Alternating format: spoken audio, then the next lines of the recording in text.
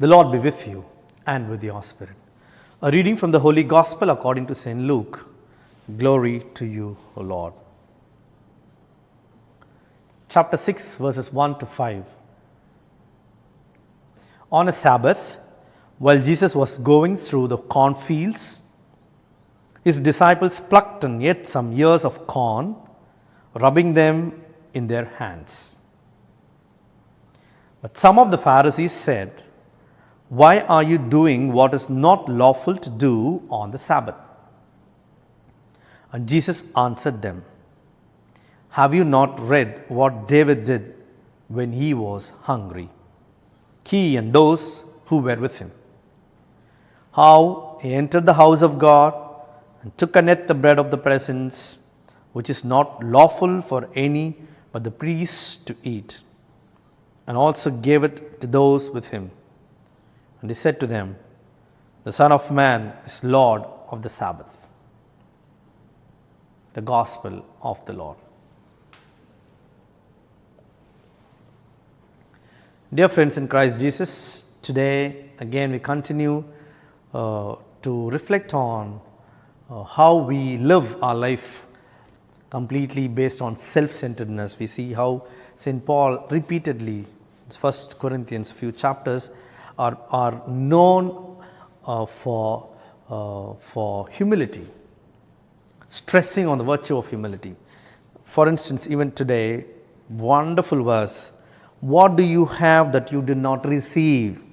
If then you received it, why do you boast as if you did not receive it?" Again and again, St. Paul is talking about it because he knew the people at Corinth in big numbers. Maybe they were all infested with this problem of self-satisfaction, self-centeredness, and self-righteousness. If we are completely satisfied with our own selves, saying that I am perfect and everything is towards me, highly selfish, self-centered, and highly self-righteous, that I am perfect, I am Mr. Perfect, I am Mrs. Perfect, everyone else is wrong, the immediate consequence of them would be finding fault with the others. Then, being a Teacher's Day again, what I would say, don't we have the duty to correct people? Yes, we do have duty to correct people. But while I am correcting the people with certain amount of charity, with love, I should also constantly strive to change my own vulnerabilities, my own weakness. When I am working on myself, I will be actually more charitable towards the others. It is a natural consequence. The more and more I try to change myself, I know how hard it is for the others also to change. And if I give so much of time and space to change myself, I will also give so much of time and space towards the others. So only when we close ourselves saying, I am perfect, we immediately jump in to criticize. Sometimes very critical, very strongly we make statements saying everyone else is wrong. The moment if they move their hand on right side, we say that is wrong, this is wrong. Yes, but take some more time, be a little more charitable, because that is a reflection of self-righteousness, self-satisfaction, self-centeredness. And that is what we see in the gospel passage today. The Pharisees immediately are waiting to find fault with Jesus, because they were all thinking that they were perfect because they were following the rules and regulations, and they were following the law to the dot. And immediately they said, okay, you are all not following any rules of Sabbath. But you see how Jesus quotes David, and how David and Ahimelech meet up in the temple in 1 Samuel chapter 21. If you read the verses, the whole chapter, I think it's good to read, because it also gives us a bit of indication, little bit of indication.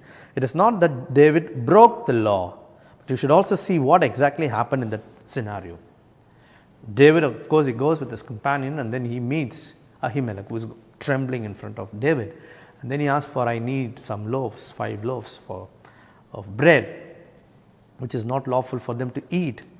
But you know what? In spite of knowing that David is very powerful, Ahimelech does not simply give that bread to David, say, okay, it's holy bread, but you can eat. No.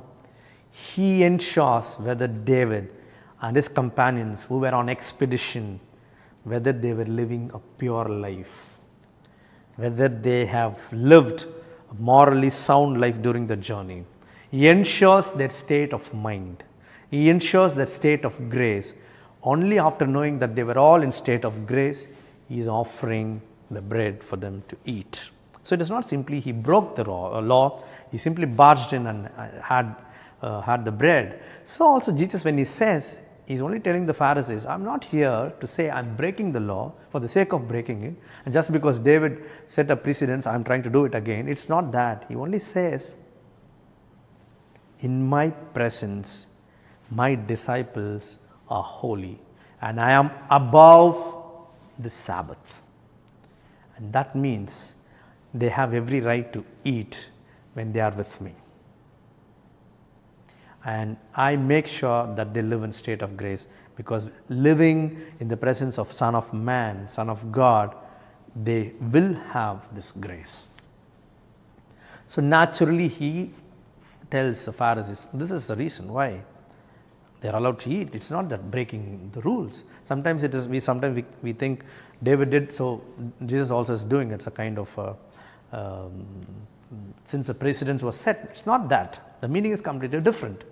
So my dear friends, what is more important here for all of us to understand is this: I should not be self-centered, self-satisfied, self-righteous, because the natural consequence would be to find fault like the Pharisees. And as people who are closely traveling with Jesus, we cannot take some of these examples of Jesus and we say, Jesus also broke the law, so I will also break the law. No, Jesus never broke the law. He knew the meaning of the law and he followed it perfectly. But from our perspective, from as Christians, as disciples of Christ, what is more important is this: we have to make sure we live in state of grace.